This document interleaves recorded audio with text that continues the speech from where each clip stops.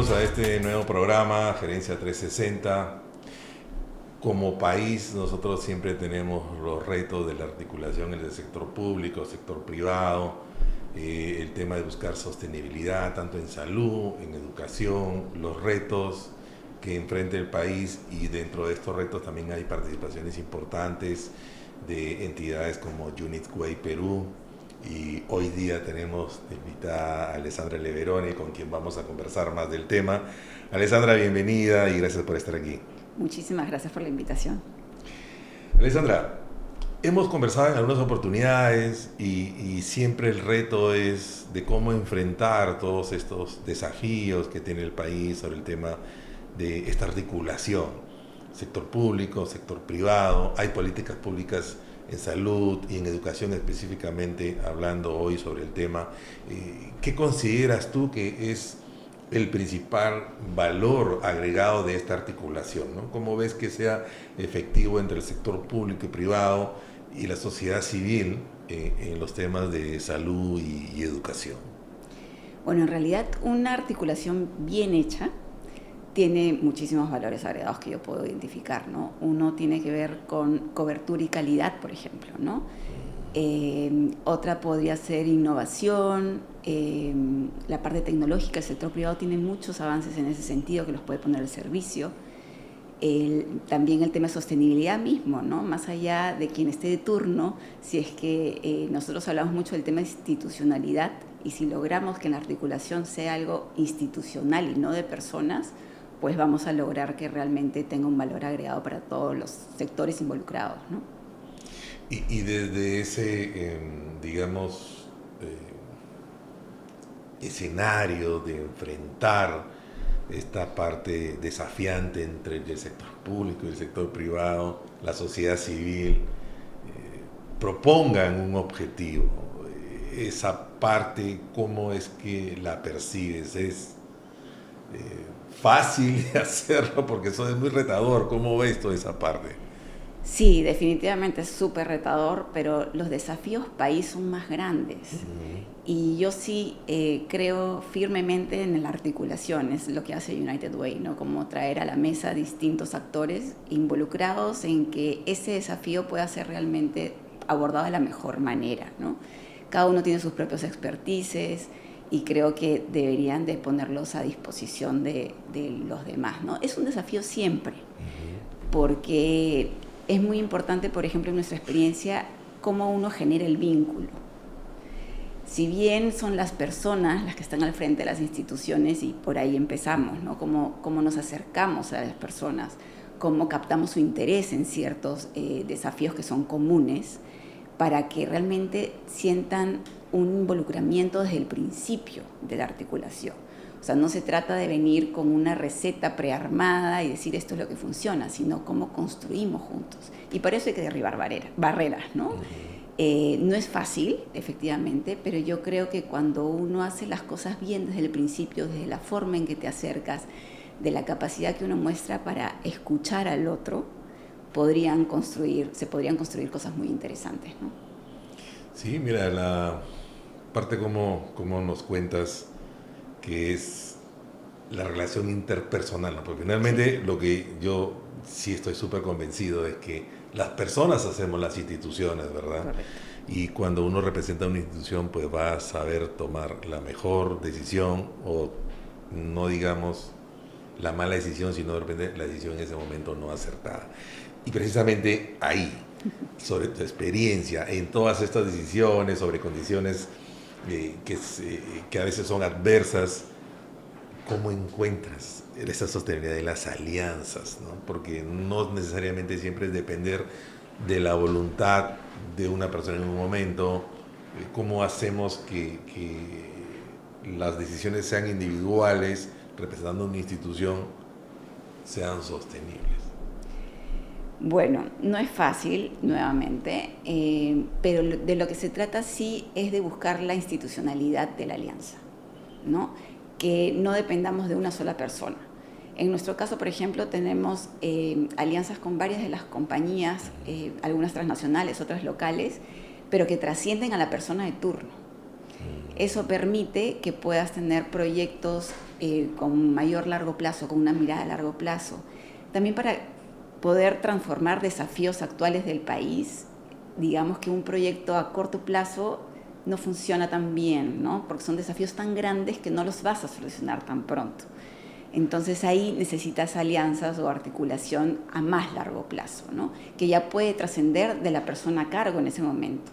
Si uno logra mostrar evidencia, sobre todo, que el proyecto o la iniciativa tiene resultados, la institución o las personas que puedan ser los sucesores del que tomó la decisión de la articulación o de la alianza, va a ser más fácil poder subirlos, digamos, al carro de la transformación también, ¿no? Y que esa parte de la mirada, como tú dices, que trascienda de la persona que en ese momento toma la decisión, sea como un legado, entonces, como una representatividad de la institución, pero que las personas que vayan pasando en estas posiciones de liderazgo mantengan esta mirada, porque tal cual, de acuerdo, estos proyectos no son de corto tiempo, ¿no? Son de largo aliento, sobre todo hablando del tema de salud y educación, que la brecha es gigante, sí, la que tenemos que cerrar en el país. Entonces, ya viendo toda esta parte de tu expertise, esta parte que tú consideras, bueno, en realidad todo, ¿no? Es muy difícil llegar a tener esta articulación entre la parte del sector público y privado, y tiene mucho también que ver la parte de la participación de la sociedad civil desde Unit Way Perú, ¿no? Hemos visto un poco cómo es el comportamiento de la articulación como tal, pero desde Uniway, para vincular a estas empresas, organizaciones del Estado, ¿en qué proyectos se está trabajando que impactan o van a impactar en zonas vulnerables, sí, ¿no? O en zonas donde ustedes han elegido como Unitway hacer esta articulación? A ver, nuestros pilares tienen que ver con educación y salud, pero el foco está en primera infancia. Todo lo que tiene que ver con desarrollo infantil temprano, desde la gestación hasta los 6 años. Esa es nuestra prioridad institucional. Eso no quita que podamos hacer otros proyectos adicionales, también viendo, digamos, los intereses que puedan tener algunas compañías, siempre que se trate de un desafío que trascienda, en nuestro caso, ¿no? Entonces, cuando hablamos de desarrollo infantil temprano o primera infancia, sí existe política pública al respecto, pero es un desafío tan grande que necesitamos a muchos actores, involucrar a muchos actores, ¿no?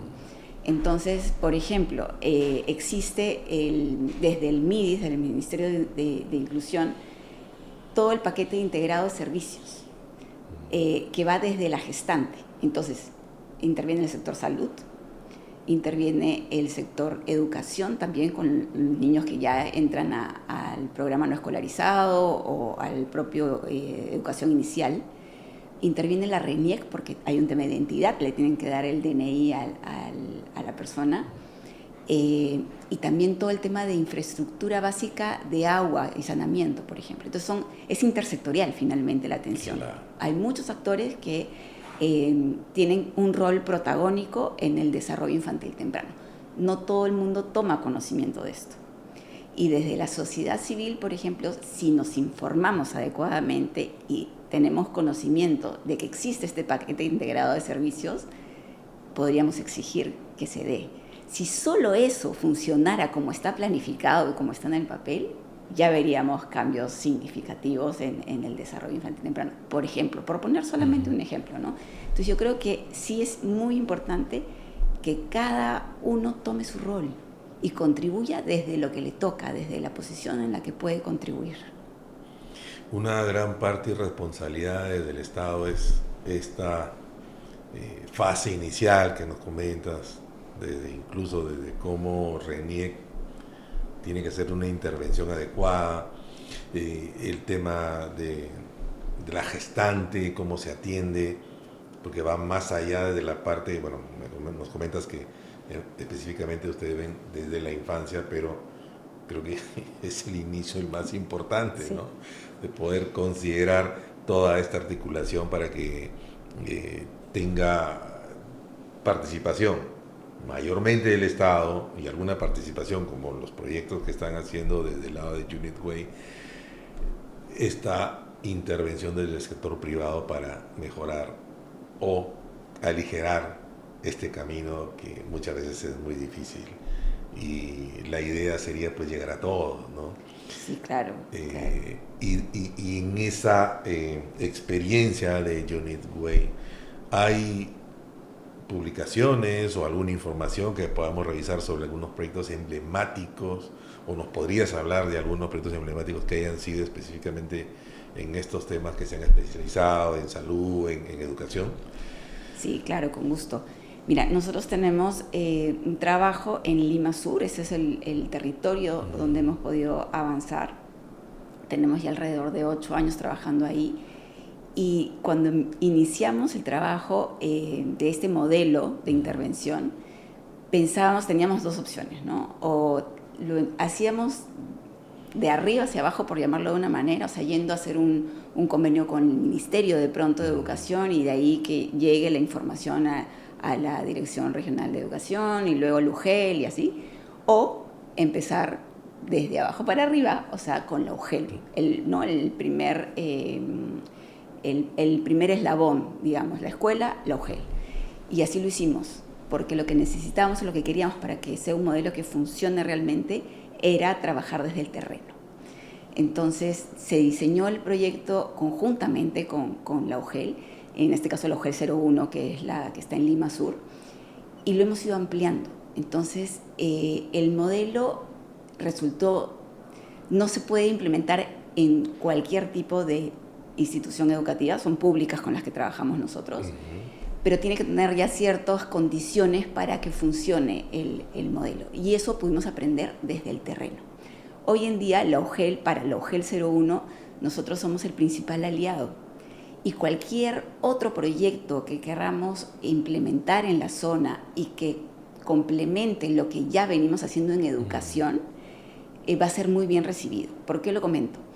Porque con el tema de anemia y los índices que tenemos sumamente altos, nosotros, conforme íbamos implementando el proyecto de educación, nos dábamos cuenta, es en educación inicial, niños de 3, 4 y 5 años, nos dábamos cuenta que los niños de 3 años que llegaban a empezar su educación inicial venían con una brecha muy fuerte de nutrición.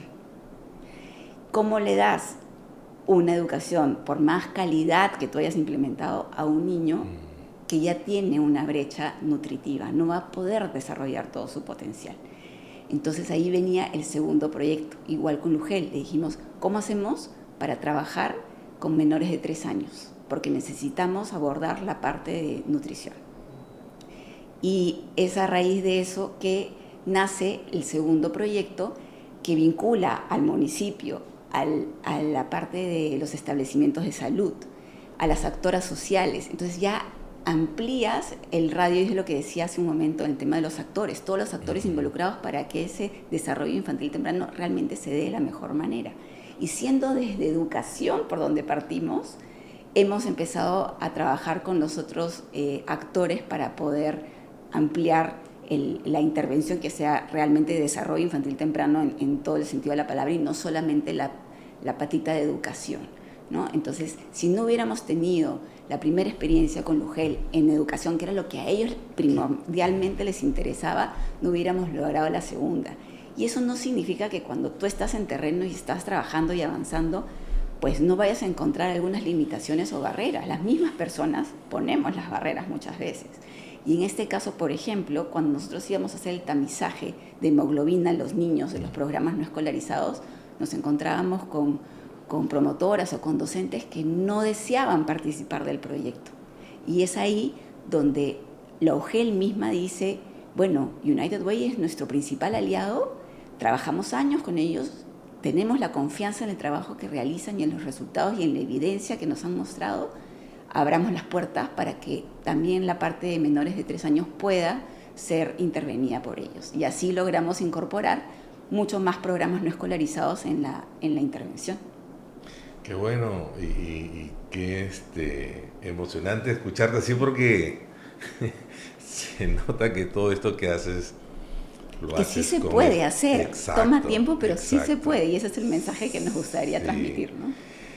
Claro, y escucharlo así, con ese entusiasmo, es contagiante porque los logros que estás ahí consiguiendo es parte de todo este esfuerzo. Y como estaba mencionando, estos desafíos que a veces las mismas personas son las que no apoyan, por no decirlo, ¿no? De una manera diferente, cuando deberían sumarse, porque es evidente las necesidades que tiene a veces las poblaciones vulnerables Sí. con la niñez sobre todo.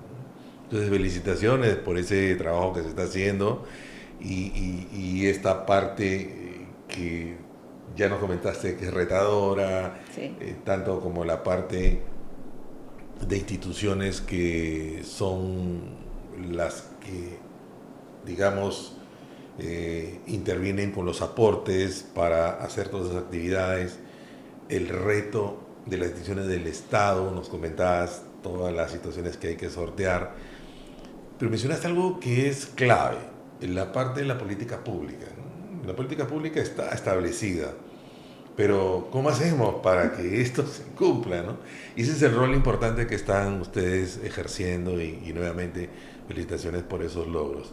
Ahora, pensando en todas estas formas de hacer articulación, enfrentar los desafíos, ¿cuál es el reto más grande que has encontrado? ¿Cuál es la forma más difícil que te ha limitado las acciones y cómo ha logrado superarlo Junit Way, bueno, a través de tu persona? Sí, en realidad hay un tema de voluntad muchas veces, ¿no? Y también creo que desde nuestra experiencia, cuando te acercas a otro, estoy hablando desde que busca financiamiento, por ejemplo, ¿no? Hay que hacer la tarea bien, ¿no? O sea, un poco investigar quién es la otra persona con la que vas a tener la reunión, por ejemplo, ¿no? ¿Cuáles son sus intereses? ¿Qué podría ser atractivo de lo que uno puede ofrecer, ¿no? Entonces, eso va a facilitar mucho la conversación y la ruta que tome esa conversación también y cómo se puede, digamos, ya aterrizar en algo más concreto. Pero es como que nosotros podamos ir con una propuesta a otra persona que no ni siquiera alivia en algo el dolor que siente la empresa en ese sentido, por ejemplo, ¿no? Entonces, hacer esta investigación previa creo que ayuda mucho a cómo vamos a desarrollar esa comunicación. Si logramos que la persona o las personas, porque a veces es más de uno que se sientan en la mesa, primero tengan disposición de escucha también, ¿no? Les interese el tema o les parezca atractivo o los ayude de alguna manera a solucionar no sé si algún problema o parte de ese problema. Por ejemplo, cuando tenemos compañías en lugares, no sé, remotos de pronto, ¿no? Y que tienen esta limitación con la comunidad. A veces es bueno tener interlocutores que pueden ayudar a tener esta comunicación más fluida, a ver realmente cuáles son las necesidades. No hay recetas que apliquen a todo, algunas funcionarán, otras no, pero sí creo que es bueno traer a la mesa a distintas personas, a distintas miradas, a gente que ha podido tener experiencia previa y que tiene ideas, ¿no? Para mí las recetas o los proyectos o las normas o las políticas hechas desde el escritorio no funcionan. Entonces sí es bueno escuchar y a eso es lo que nosotros apelamos, es lo que nos pasó con Lugel cuando nos acercamos la primera vez, ¿no? ¿A dónde quisieras llegar? ¿Cuáles son tus objetivos? ¿Cómo te sumo a esos objetivos? Y eso es lo que tratamos de replicar con los distintos actores con los que nos sentamos. Algunos están más dispuestos que otros, es cierto. En el caso de los municipios, por ejemplo, nuestro tema de desarrollo infantil temprano, claro, el niño no vota, ¿no? Entonces es más complejo que el alcalde le interese un poco esto. Sin embargo, hay formas, ¿no? Hay formas de poder llevarlo a la mesa y hay que ser muy estratégicos también para que la otra persona se interese por los temas que nosotros vemos como prioritarios, ¿no? Esta parte de superar todos estos desafíos, como lo dices, la estrategia, ¿no?, planteada desde cómo va a impactar y cómo va a ayudar incluso el mismo Estado, ¿no? Porque si bien es cierto, no es el que interviene de manera, adecuada, porque está la política, se tienen que hacer de estas iniciativas este trabajo que debería ser de la parte pública, porque hay que hablarlo así, no ayuda mucho, pero sí ayuda de este lado a pensar estas estrategias que nos comentas. Estamos hablando de políticas públicas, de cómo, como tú dices, hacerlas desde el escritorio no funciona, y estoy de acuerdo contigo, ¿no? O digamos que tengo que ir al campo para ponerme a hacer la estrategia, ¿no? En ese sentido, pensando como Estado, ¿no? Digamos que también somos parte en este momento del Estado. ¿El Estado aprovecha este trabajo de Unit Way? ¿Hay posibilidad? Lo dijiste que sí, un proyecto quizás no se puede replicar en otro porque cada uno tiene características especiales, pero el Estado aprovecha, quiere replicarlo, ¿hay alguna solicitud o alguna iniciativa para que Unit Way siga haciendo intervenciones en zonas vulnerables? Sí, hemos tenido algunas conversaciones, sí, es cierto. Para mí, o sea, o como yo lo veo y también las empresas que represento como United Way, ni las organizaciones sociales, como es el caso de United Way, ni las empresas creo que han sido creadas para reemplazar al Estado. Cada uno tiene su rol. Sin embargo, organizaciones sociales pueden generar modelos, por ejemplo, pueden probar, pueden ver o recoger evidencia, pueden incluso evaluar el impacto de sus intervenciones, y a partir de eso el Estado puede ver modelos que funcionan. No tienen que inventar todo. Para mí el Estado pone los lineamientos, marca la cancha, pone cuáles son las prioridades país que necesitamos mover, pero a partir de eso también creo que es importante o se sugiere que tengan la capacidad de escucha, de poder identificar no solamente buenas prácticas, porque creo que pueden haber buenas prácticas, pero eso es algo pequeño, sino cambios sistémicos que se puedan estar dando en algunos lugares y ellos escalar. Porque por más que tengamos un grupo de empresas interesadas en ciertos temas, tengamos inversión del sector privado, no equivale a la inversión pública. Y eso creo que es algo que hay que tener bastante claro, ¿no? Entonces no es nuestra intención reemplazar al Estado, no es nuestro rol, por más que sabemos que en muchos lugares del Perú no llega el Estado, no hay presencia del Estado, pero creo que sí debería haber este acercamiento hacia el Estado, mostrar lo que se está haciendo, mostrar la evidencia, y de pronto el proyecto o la iniciativa no va a ser escalada tal cual como uno le diseñó, pero alguna parte del proyecto o del modelo sí podría servir para ser escalado, ¿no? Entonces, desde el lado de United Way sí hay toda la apertura para que el Estado pueda decir, Totalmente. mira, me parece ese proyecto bien, hagámoslo, pero como tú dices, tiene que escuchar el Estado, pero también creo que nos toca hacer la tarea de llevarle la comunicación al Estado. Correcto. Desde incluso, ya no solamente de Unit Way Perú, sino también de la sociedad civil. Y ahí yo te pregunto por la experiencia, el rol de la sociedad civil organizada, cómo asegura esta participación, hay alguna técnica o algún ingrediente especial, ¿no? Si bien es cierto, hay muchas necesidades en todos los lugares que son alejados o no necesariamente alejados, pero vulnerables, a veces hay personas organizadas, ¿no? ¿Cuál crees que es ese rol específico de estas personas que se organizan a veces hasta en pequeños grupos? Para mí es fundamental la participación.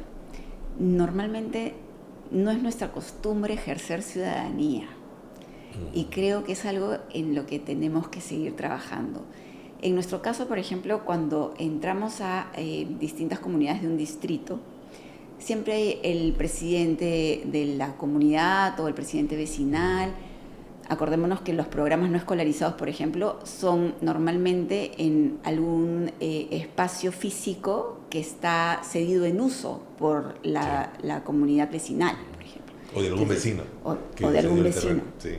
Entonces, hay que tener esa conversación y esa negociación hasta cierto punto con la propia comunidad para que entiendan por qué es importante tener un espacio para los niños, por ejemplo.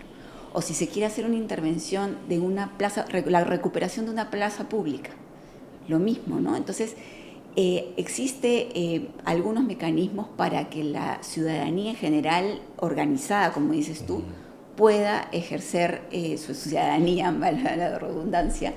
Incluso, si te acuerdas, cuando se cerraron las escuelas en la época de la pandemia, hubo un grupo de organizaciones y al final era ejerciendo su ciudadanía que trataban de traer la evidencia de lo que estaba pasando en otros países, ponerla a disposición para que se abrieran las escuelas nuevamente. Claro, hay que hacerlo de forma ordenada, hay que saber cuáles son los canales correctos para hacerlo. No se trata de salir a marchar o a protestar, sino de buscar los canales de comunicación para que esta información, que es muy valiosa y que yo creo que en buena medida, gracias a toda esta movilización ciudadana, logramos de que las escuelas abrieran las puertas y empezar haciendo pruebas, ¿no? Nadie dice que tenemos que empezar todos otra vez al 100% en presencial, pero haciendo pruebas y que haya una voluntad nuevamente de querer abrir, de querer explorar, de querer empezar a hacer las cosas, ¿no? Finalmente. Sí, la voluntad, ¿no? Y ahí el tema de vigilancia ciudadana, sí, también. Claro, ¿no? Ahí es ese rol importante, ya sí, no solamente desde las organizaciones, o sea, como personas también. Correcto. Esta parte de hacer, como tú dices, la vigilancia. Y digamos que todas estas zonas vulnerables, que no necesariamente son alejadas, acá en Lima tenemos muy cerca zonas sí, vulnerables, sería también bueno en todo caso hacer algunas intervenciones sobre educación, o sea, que hablaba de ciudadanía, ¿no? Yo como persona, ¿qué derecho tengo? Hablamos de aseguramiento universal en salud, acceso universal a la educación, que son los dos temas que estamos hablando. O sea, sería importante también hacer una intervención en esta parte de formación, de educación o de conocimiento, básico, ¿no? Para que sobre eso se pueda ejercer la ciudadanía. Johnny's Way Perú tiene prioridades que ya estamos hablando, salud y educación, pero ¿qué más promueve? ¿Cómo podemos articular? Hemos hablado multisectorialmente para que beneficie a más zonas vulnerables. ¿Tiene alguna, ya con una mirada a futuro, tiene alguna proyección adicional? Sí. Nosotros estamos en constantes conversaciones con el sector privado, necesitamos sumar más compañías en estos temas que son medulares, como dijiste, ¿no? La parte de desarrollo infantil temprano, que a veces no se ve o no se tiene todo el conocimiento y no se ve como es una inversión a largo plazo en realidad, porque son niños, a veces complica un poco el tema de resultados, ¿no? Sin embargo, es educación y salud. Entonces son dos temas totalmente básicos para cualquier sociedad, cualquier país que quisiera ser un país competitivo. Si no invertimos en el capital humano, en nuestra gente, desde los más chiquitos, porque hay muchas de las habilidades y competencias que hoy en día el sector privado o cualquier oportunidad laboral necesita cubrir, ¿no? Son habilidades o competencias que se desarrollan en los primeros 5 años de vida. Y no todo el mundo lo tiene tan presente. El retorno de la inversión, por ejemplo, en desarrollo infantil temprano es muchísima más alta que en otros niveles de educación. Entonces, yo siempre digo, si hacemos una buena inversión, una buena y bien hecha inversión en los primeros años de vida, podemos estar generando transformaciones significativas a nivel país. Y lograr esa sostenibilidad que siempre estamos mirando, ¿no? Correcto. Alessandra, muchísimas gracias por estar aquí.